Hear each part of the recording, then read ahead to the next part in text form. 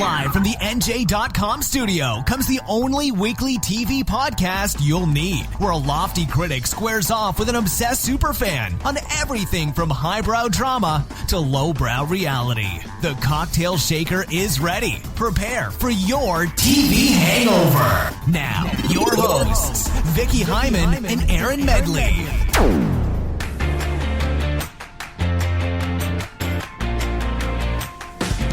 Hello and welcome to TV Hangover. I'm Erin Medley alongside Vicki Hyman. Vicki, you're wearing the dress I wore last week. Really? Or a couple weeks ago. We both love Old Navy. We do love Old Navy dresses, and they were having a sale yesterday, $10. Anyway, Old Navy, if you'd like to sponsor TV Hangover. Old Navy, yes, we will talk podcast, about it nonstop. Yeah, so it doesn't have to have anything to do with television.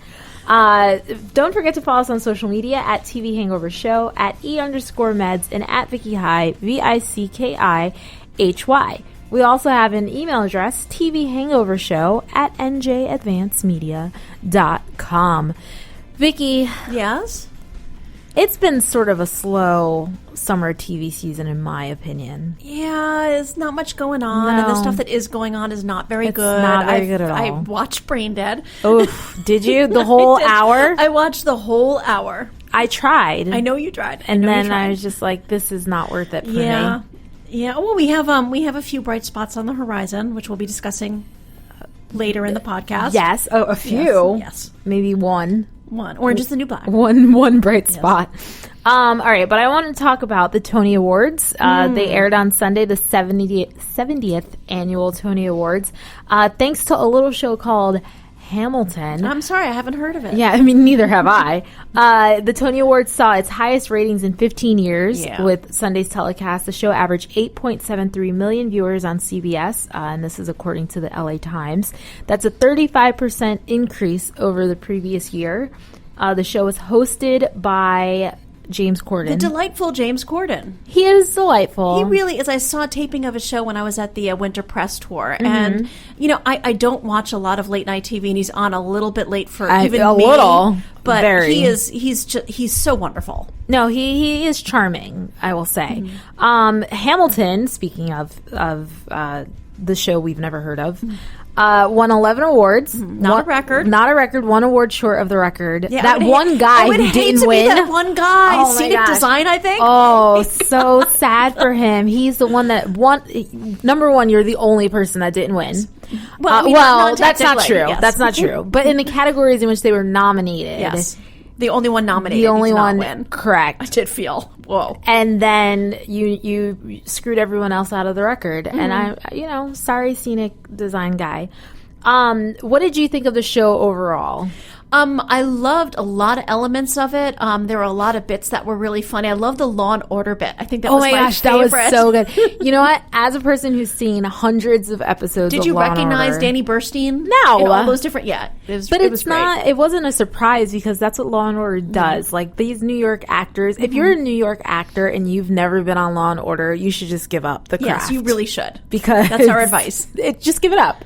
Everyone's been on Law and Order. I thought that was really good, too. Yeah, I thought the opening number introducing James Corden was hysterical. The Hamilton. Yes, the Hamilton one. And then, of course, his musical montage was great, especially when he stopped it and he starts wondering, oh, my God, I really lost it there. Oprah, did I lose it? Did I ruin the Emmys? I'm sorry, the Tonys. Yeah. It was wonderful. You know what I didn't like about the Tonys? What? I felt that some of the numbers that they picked to show off the musicals did not make me want to go see the show. And I'm sorry, what these things should do, like, I wanted to see Fiddler before I saw the Tonys, and then I was like, no, I think I'll pass. But see, here's the thing, and this is my problem with live theater.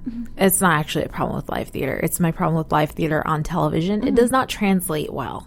It can.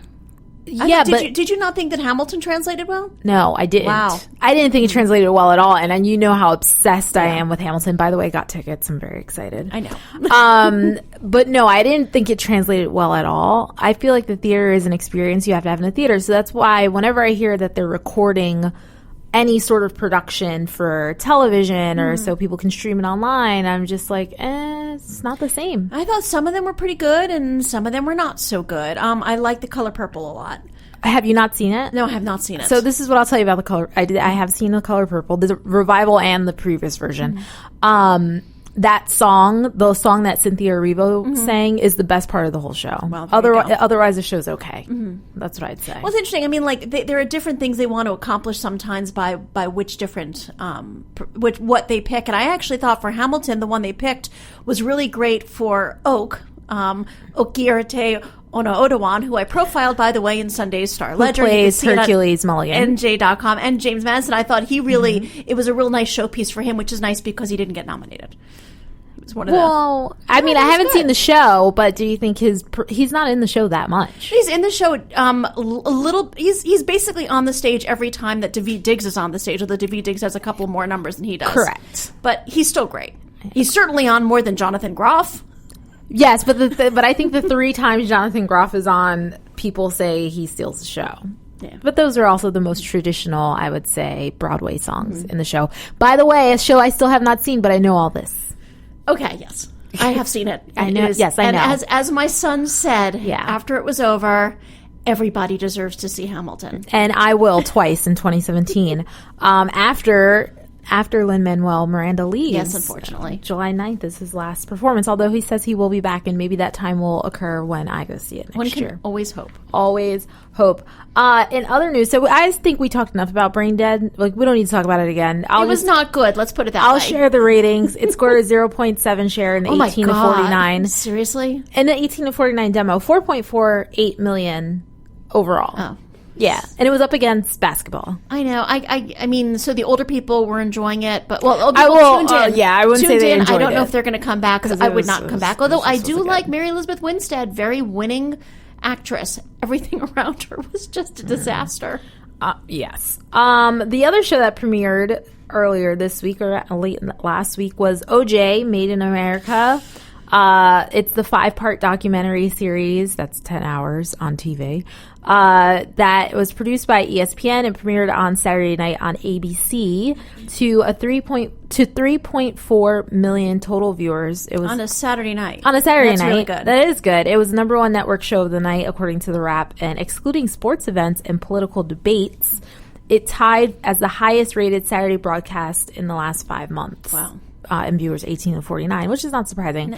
Did you watch? We've talked about how much we are going to watch this, and I forgot to tape it. I was out of communication all weekend long, and then by the time I realized, I was only able to tape the second one, but I can't watch the second one until I've seen the first one. I feel the first one was on ESPN right before the second one. Really? Yeah. Oh, I searched for it. I didn't find it. I'm sorry. Oh, yeah. But it doesn't matter. They're all available online in the ESPN app. I'm going to watch it.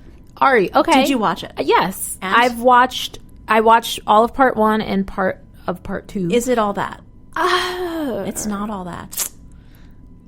So, I love documentaries. I watch documentaries all the time. I find them fascinating. I like learning new things. I think this one may be a little too long.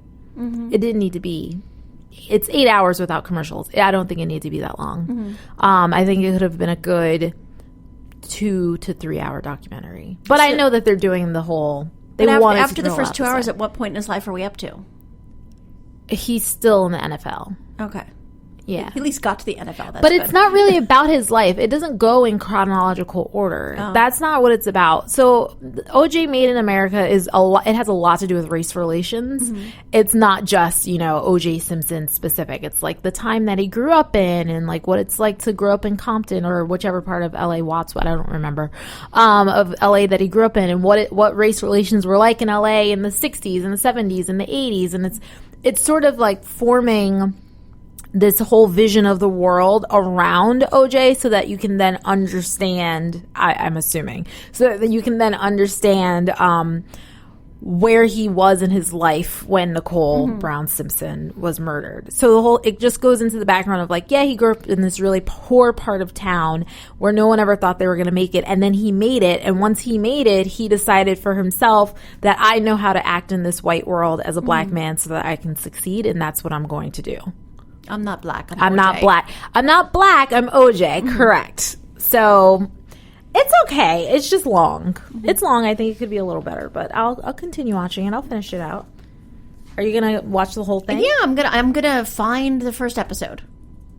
It's in the app. And then watch the first episode. It's in the app. So just for some ratings comparison, The People versus O.J. Simpson averaged 7.5 million viewers during the first 2 months of its run. So, this is a little behind, but it's different. It's not fiction. Well, it's not a drama. There is drama, but it's not. Well, I think also premiering on a Saturday night, it did so well on Saturday night is very impressive. Yeah, I don't think anyone's disappointed. So we'll keep watching. Let's talk about Game of Thrones. The episode titled "No One." It turns out, all of the theories that everybody was in such a lather over all came to naught. All the theories about Arya. Yes. I will say that I didn't think this was a great episode.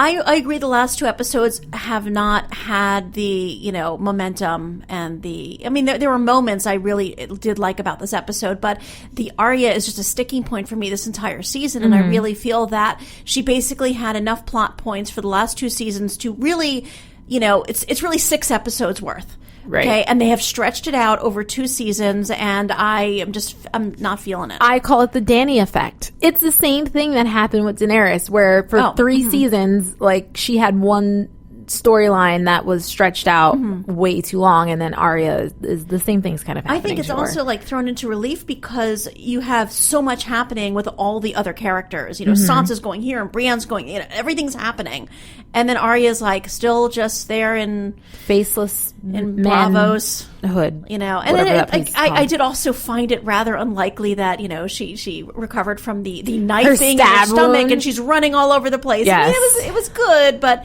I did like the final showdown with the waif where she cuts off the candle so she's in the dark. Okay, that's a little bit of a payoff because she was blind. Yeah, she was blind. Yes, but it's it really was not enough of a payoff. And I don't know, maybe the books, there's so much more going on with the books, but I can't help thinking that I'm just going to be flipping through this section. Yeah. Okay. I hope maybe it'll be a little different. Yes, finally. And I don't really feel like character-wise she's grown that much. I mean, she was driven by revenge. I still think she is still pretty much driven by revenge. Although, she's the same Arya she was when she arrived. Maybe she's a better fighter now, and that's about it. Yeah, she's got the skills, but... Speaking of, you mentioned Brienne before, so Brienne and Jaime finally had their reunion. Really, it evoked zero feelings for me. The end, when they're looking at each other, although we probably can't see her in the castle, or she can't see him, whenever, I was there was a lot... the thing that bothers me about their relationship is that I think Jaime sees Brienne as a lot of men often see women, this is the woman who's going to make me better. But of course they go back to the woman who makes them feel good right now. They're sisters. Yeah, in this case the sisters. And so, but I haven't really understood that about Jaime. Why... when he raped Cersei, I kind of saw that as sort of the culmination of this relationship is over. I used the term rape loosely. In the books, I think he raped her. On the show, it was a little more ambiguous. Granted, let's not get into an argument about that right now. I'm never arguing with you. Okay. You're arguing with me. There's a difference. But go ahead. No, I'm just saying I don't understand why he ended up with her and is fighting for her. It doesn't really make much sense to me. I think he clearly has a connection to Brienne. They've put those in place, when he's staring off at the Sapphire Isle on his way down to Dorne. And there are just a lot of moments, and I'm I don't understand why he's with her. So what you're saying is you don't understand why a man is making a poor decision. Yes. That life? Yes. That I think, yes. I think we can all relate. That's an everyday occurrence. I don't know. Maybe one day they'll get together, but weren't you just pining for Brienne and that other guy? I do. I mean, I think Brienne needs to have some fun. I think Tormund's Mr. Right Now. I think Jaime's hers, her long-term love. Long-term love, but I think she should get with Tormund. Yes, I do. Well, we'll see if that happens. What about Dany making her triumphant return when everyone's just bring back our queen? I don't know. We need her, and then she appears in the doorway. That's really lame. I thought it was so cheesy. And then she's okay, she's back. Okay. Right. It didn't do anything for me. It didn't do anything for me either. I'm over. Where are they? Dorne? They're still in Marine. Oh, Marine. Oh God, they're still. I can't remember any in place. Marine. I'm over that storyline too. Let's make something happen. Yeah. Well, I think what we discussed earlier that which storylines do we really need to see wrapped up in these last 2 episodes? And God, she's got to leave Marine. She's got to get the F out of Marine. Yes. Be gone. This is ridiculous. I agree. Where do you think Varys went? Where was Varys going? I don't know. Maybe he was meeting with, maybe somehow Do you think Theon and Yara got word, we want to meet with you, and so he's their envoy. I don't know. Maybe he's going to meet up with Littlefinger, who, again, we have not seen in weeks. Yeah. I mean, what is that actor booked on another show? No, I don't think so. It's just like, what is going on? Well, anyway, we have 2 episodes left this season. Some news about those episodes came out in the press, so we know that one of them will be the longest Game of Thrones episode ever. And then the other thing is that HBO is not releasing a lot of details about these final 2 episodes. Although, quite frankly, the details they release are like Mad Men teasers. It's like they're completely inscrutable. They tell you nothing, but they do sometimes give you pictures, which help. But then they don't give you like the real pictures until the day after the episode runs, right? For the press. So we have no idea what's happening. No. But, it's well, Game we of do Thrones. know one thing that's happening. Apparently, Ramsay and Jon are going to, it's like the Battle of the Bastards, right? Yeah. That's the title of the 9th episode, next episode. Hopefully, Jon will win out and Ramsay will die. That's a storyline also I think that needs to be wrapped up this season. Yes, Ramsay I would needs like to go. see Ramsay gone. Have we had any major deaths this season? Hodor. Oh, right. Right. Hodor, the Blackfish, although that really wasn't much of anything. I mean, I don't know. It hasn't been haven't been as many shocking deaths as I feel like there were in previous seasons. Hodor was a surprise. It was a shocking resurrection. Sort of it shocking. was not shocking. No. No one was surprised by Jon Snow's resurrection. All right, so we'll have to see what happens in the final 2 episodes of Game of Thrones, which we will, of course, continue to recap. Next on our discussion list, tomorrow, June 17th, or I should say Friday, depending on when you're listening to this, Orange is the New Black returns for its fourth season on Netflix, a show that I enjoy. You also enjoy? I do, very much. A lot of things happened at the end of last season or during last season. I just want to recap some of that. Yeah, I actually had to look back. Me too. And I was like, oh yeah.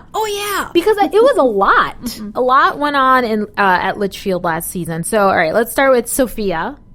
So Sophia got into a fight with Gloria in the kitchen. Yeah. They were friends, and their kids were friends. They came to visit them together, and then something happened with the kids where like they got in trouble. Sophia thought that what's her other one's name? Gloria's son was being a bad influence, but in reality it was the other way around. Right. And so they had a dust up, and then Sophia got jumped.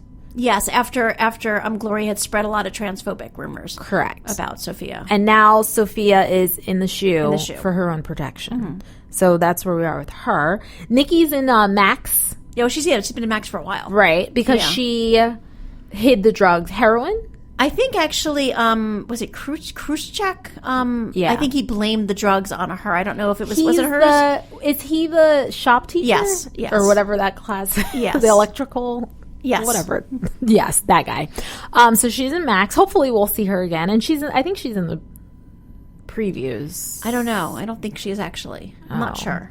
All right. Well, hopefully she'll be back because I like Nikki a lot. Daya had her baby.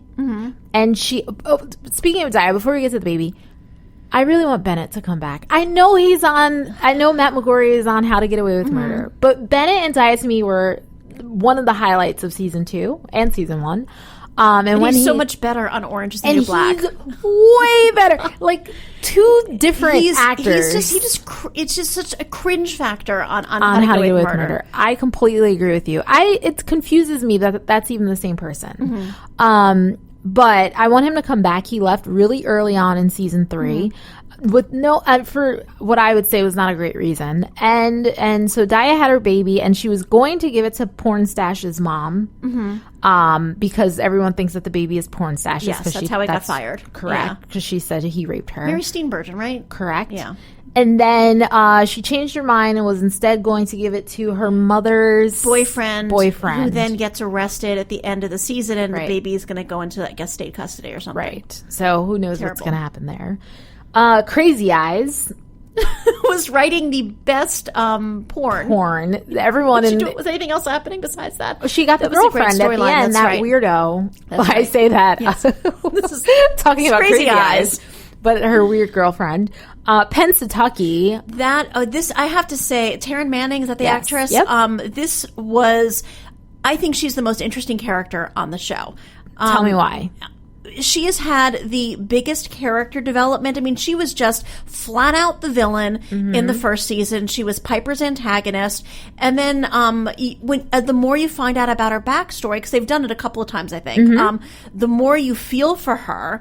And then she sort of had like, sort of coming to God moment. And then this past season, she just owned the last season where you found out about how she had a boyfriend, the boyfriend left, she got raped, and then she became the driver after Morello lost her job. Right. And then she developed another relationship with one of the guards who ends up raping her. It's a bad situation. Right. And I just... she really just carried that last season for me. I do think she was great. And her storyline is one of my favorites. Because I think the character development there is really good.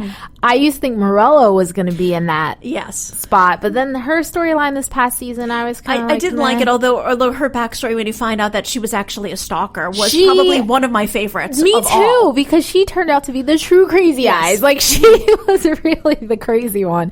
I thought that was a twist that no one saw coming. Yes.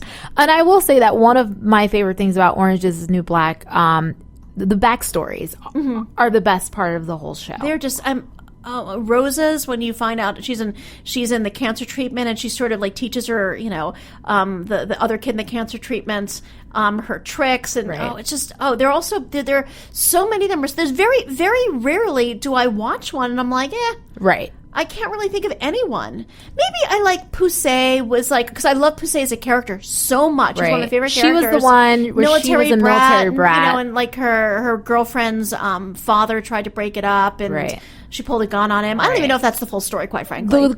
I also didn't think the Gloria one was that great. That was kind of meh as well. But there are so many that are just phenomenal, heartbreaking. Yeah, agreed.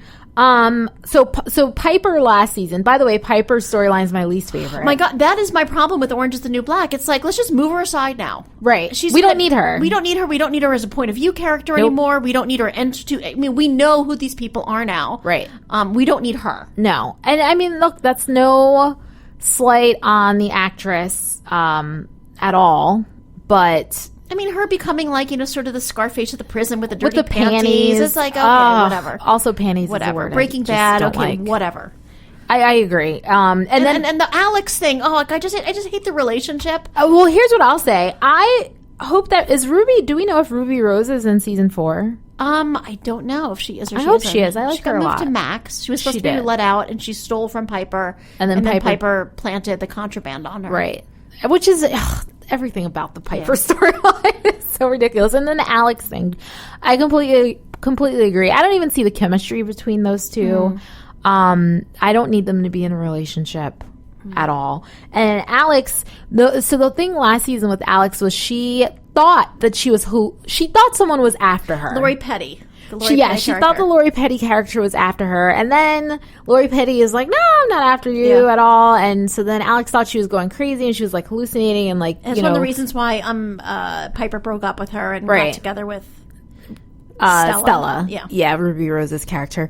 And so Alex thought that she was just being paranoid, and then it turns out at the end of the season, no, she actually wasn't being paranoid. There is someone out to get her.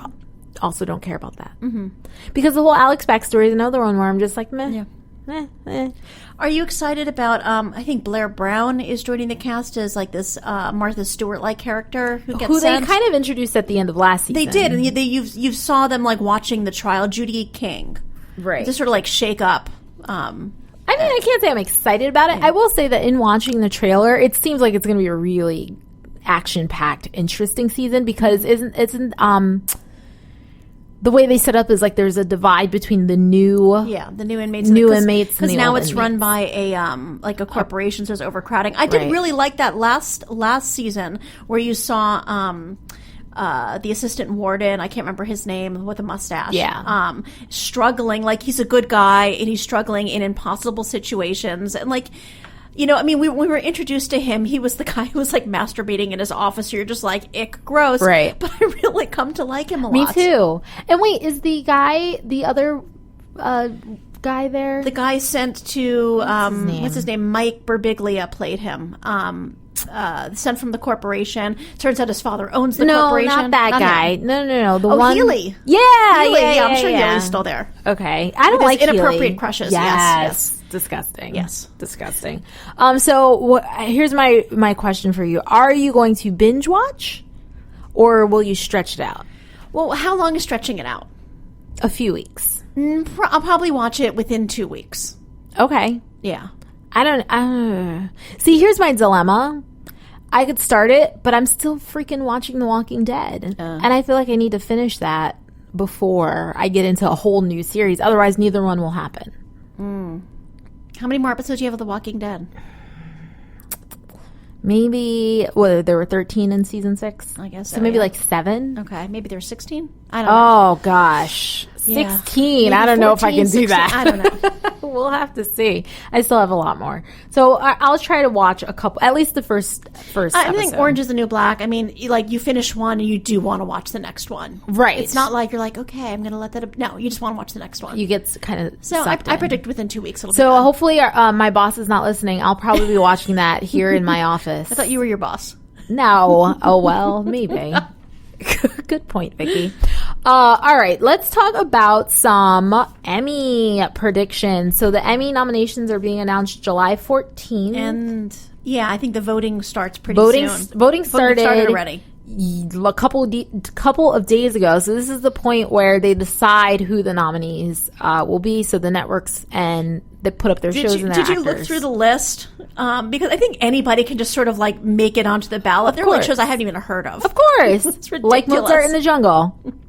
I've heard of it. It won. It won, and it won a Golden Globe. Okay, but it is great. Fine. Did I tell you I tried to watch that? No, you didn't. Oh yeah. I watched the first episode. Mm-hmm. Didn't do it for me. Watch a couple more. It's just it's like candy. All right, we'll see. All right, so we're gonna talk about comedy. Our predictions for nominees. We're going to do this every week leading up to the actual nominations. So this week we're going to start with Outstanding Series, Drama and Comedy. I know, but I want to start with comedy. Oh, okay, let's start with comedy then. So Vicki, give me your picks for Outstanding Comedy Series nominees. Okay. No surprise to anybody, Catastrophe. Second season, the Amazon series, the raunchy, incredibly funny Amazon series about two people who end up together after one of them gets pregnant, really? Which I love. Veep, which we discussed last week, still firing on all cylinders, even though the creator left, still loving it. Mm-hmm. I think Blackish has had a really outstanding season. They've managed to, I mean, I still love Modern Family. Mm-hmm. But Blackish, I think, has replaced Modern Family for me because they're just a little bit edgier, taking on bigger picture issues and doing it really well. I agree with you. I would say for me, Modern Family is similar and dissimilar to Veep. Whereas Modern Family is very consistent. Mm-hmm. You'll get a good chuckle. There are no terrible episodes. Mm-hmm. Where it's dissimilar to Veep is it's lost a little of its edge. It has. So, but yes, I still think it's a good show, though. I'm going to go with Unbreakable Kimmy Schmidt. Really? Yes. Season 2. I actually had a hard time kind of filling out my comedies. Mm-hmm. Like Veep was an obvious one and Catastrophe was an obvious one. Blackish, I was like, yeah, Blackish. But when I really did like Unbreakable Kimmy Schmidt. I had problems with the first season because it just seemed like didn't quite know where it was going. I don't know. Because it didn't at that time. And I think this one, they're really showing, Kimmy sort of cracking under the pressure a little bit more. Mm-hmm. There's a lot of really wonderful character work, and I just love their commitment. They're just committed to, like, this crazy New York. One of the things I love is the running jokes. About Daddy's Boy, the musical that Titus is always referencing, which is like, which just sounds hysterical and awful at the same time. It is just like committed. I love it. And my final one, and I cannot believe I'm saying this. Oh boy. Girls. Okay. I just can't believe, I really felt this last season, everything came together. It has, I think, an aesthetic that I really love and admire that a lot of other comedies do not have. Mm-hmm. I loved it. I love the last season. All right. Well, and this is from a person who watched Girls every single season until this past season. So I think you'll be surprised by my list. In a rare feat, Vicki and I agreed on multiple things. Oh. So For my outstanding comedy series, I have Modern Family. I still have it on there. It's consistent. I think it will be nominated. There's no way it won't be. But I don't think it's going to win. It's not going to win. And if it does win, that's a shame. Yes. I have Blackish. I think it had a stellar second season. It pushes the envelope and yet is still really funny. My favorite episode this season, and I know a lot of people really enjoyed the episode about unarmed black men being shot by police. But my favorite episode was when Dre got upset with Bo because she didn't change her last name to Johnson. And Bo's like, but my last name was Johnson. So how could I change my name to Johnson? And he's like, it's the principal. And the whole episode was just hysterical. Like the fact that he thought that was a problem, that she wouldn't change her last name to Johnson. And she's like, but my last name is Johnson. And it's just, I thought it was great. And no one else would do that. Well, a show that is not on your radar at all, that will definitely not be nominated, but I think should be, Younger. On TV Land. No, I watched the first few episodes of it. I think it's solid. It stars Sutton Foster. It actually was picked up this week for 4th season, and the 3rd season hasn't even aired yet. I think it really came into its own in the 2nd season. It's a show about a woman who is going back into the workforce, and she's in her 40s, and she wants to work in publishing, and she can't find a job as a 40-year-old, so she pretends she's like 25. Has that conceit kind of gone away? Does everybody know that she's so here's 40 the thing. now? So people are like, how is that going to continue? Like, this is implausible. And in season 2, she also has a younger boyfriend who's in his 20s. Season 2, she tells him that she's not 25 or 26, and they do break up for a period, and they're not really together. But her friends still do not know. And that was part of the contention there, is that he's like, well, I know and no one else knows, and it's really difficult for me. But the show is good. It's solid. It's funny. It's heartwarming. I wish more people would watch it. A lot of people do, but I think it should be more mainstream. So Younger gets my vote. My other show is Veep. For reasons we've previously discussed. And my last show is Girls, because I'm with you. Thank you. Okay. I'm with you. I think that this was a really good season of Girls. It was a season I did not have to hate watch because it was entertaining. But I will say that Girls is not funny. It's not funny. Okay. It's not a comedy. To me, it's like an Orange is the New Black, where people are like, oh, Orange is the New Black is a comedy. It's like, no, it's actually a drama. But it has funny moments. It does. I mean, well, there's the same issue with, I think, is Transparent in the comedy category. I think it is. Shameless, I think, might be in the comedy category. So, yeah. I think what would be helpful, I think there should just be one category, outstanding series, done, moving on. I would agree with you. Right? And then that would really mean something. And it would mean something. It would mean something major. It would, but it's never going to happen because then the show would be 2 minutes long. All right, so let's move on to outstanding drama series. Vicki, you go first. Okay. Well, first of all, I made my first list, and then I realized that Fargo and The People vs. OJ is actually a limited series, so I took them out. So I'm gonna. I was actually a little confused. Now, is which season of Game of Thrones? Oh my gosh, this is the problem you and I had last year. So, I think it was last season, not this season. Then I can't. Okay, then I have to take it off my list. Because last season was terrible. It was terrible. Oh my gosh. So Game of Thrones. So now I only have 4. So I only have 4 too, because I had the exact same question for you, and I put it on my list, and then I was like, no, I really think it was like that last season. That wasn't that great. Yeah. Okay. Sorry. And by terrible, we should say that terrible for Game of Thrones is still better than most other things. Yes, but that season should not. Granted, it should not get the. Okay. It should not get Emmy nomination. So give me your other 4. Okay, Leftovers. Oh my god, which me too. You have it up. You have it too. I have it. So Leftovers, which I think I've discussed here, was my favorite show of all of last year. It was incredibly moving and deep and interesting and weird and wonderful, and I appreciated it all the more because they just picked up from the book that the first season was based on, ended, and we're going to try something new, and it absolutely worked. I agree. Very exciting. Wait, before you move on from Leftovers, since I also have that on my list, I just want to add, I think that it is a show where the first season, it was good. The first season was fine. It was good. I watched it. Very good. And the second season blew the first season out of the water. It was 1,000 times better and more interesting. And I think what we're going to see, and I hope this is not the case, but I think that it aired so long ago that people may forget about it, and then it won't be nominated. Do you think people can really forget about Justin Theroux or Regina King? I mean, yes, they were. I think so they can. I hope that's not the case, but I have a feeling that may happen. So, and we do get a season 3 of The Leftovers, right? We do, which I think may be set in Australia. Oh, right, because of the cave and the whole Wayne guy. What's his name?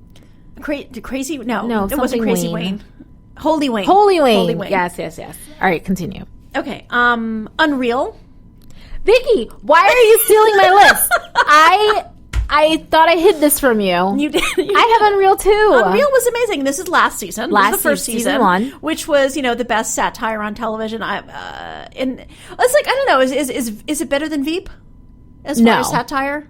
No. Okay. No, it's not. But really interesting, digging into stuff you don't usually see a lot of. Feminism, sisterhood, romance, racism, reality TV. It had everything, and great performances throughout, really. I thought the first season of Unreal was unreal. Okay, so we are 2 for 2. We're 3 for 3 because we both had Game of Thrones. We both agree that Game of Thrones should not be nominated. Okay. All right. Okay, I don't know if you're going to agree with this one. You know how I feel about it. Jessica Jones. Oh, shoot. I forgot all about it. Well, you can add it because now you're missing one, right? All right, I'll add it. Yes. Jessica Jones, which was by far, I think it was number 2 on my actually, after Fargo, maybe it was number 3. Jessica Jones and Kristen Ritter absolutely, I think, should get the Emmy.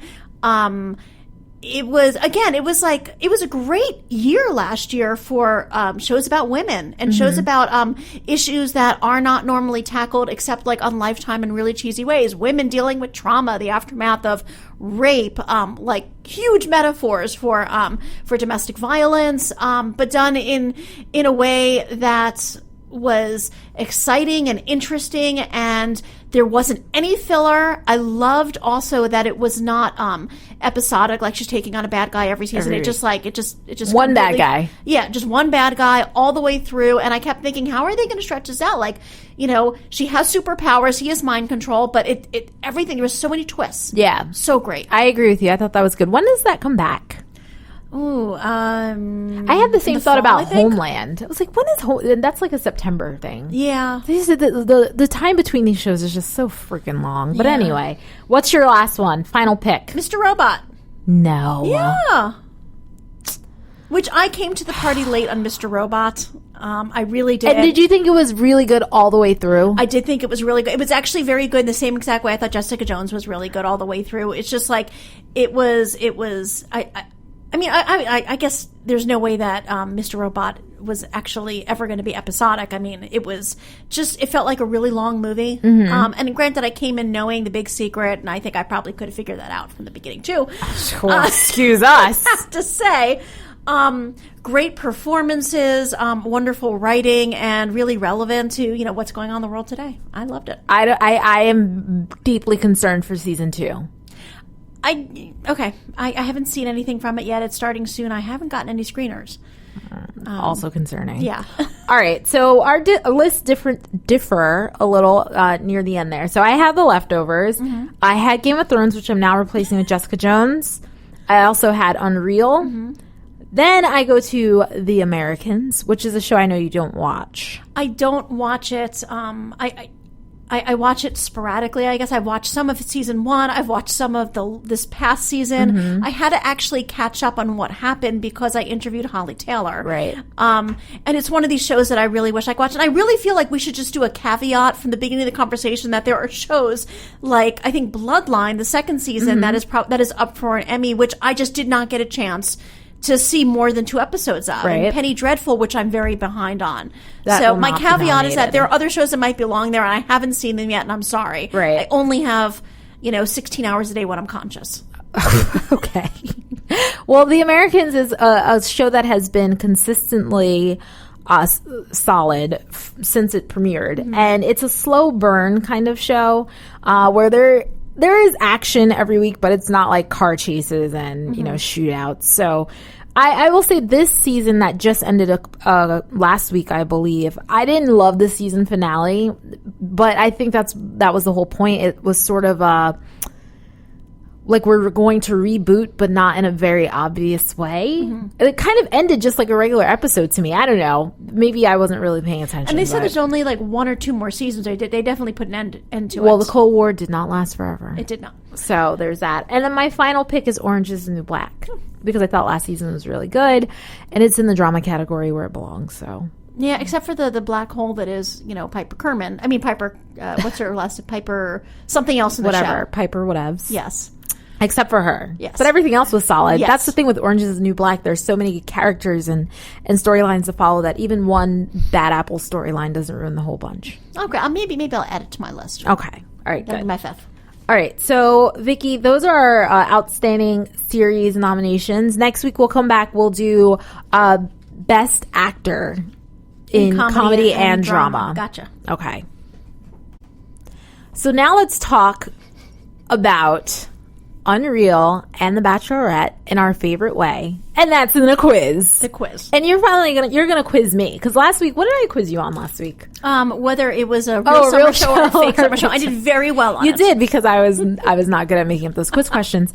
But now I'm excited for this because we both love Unreal, and I can't say that I love The Bachelorette. I'm not even watching this season.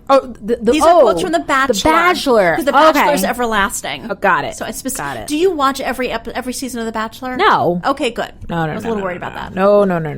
All right, I'm ready. Hit me. Okay, I'm going to start with an easy one. Okay.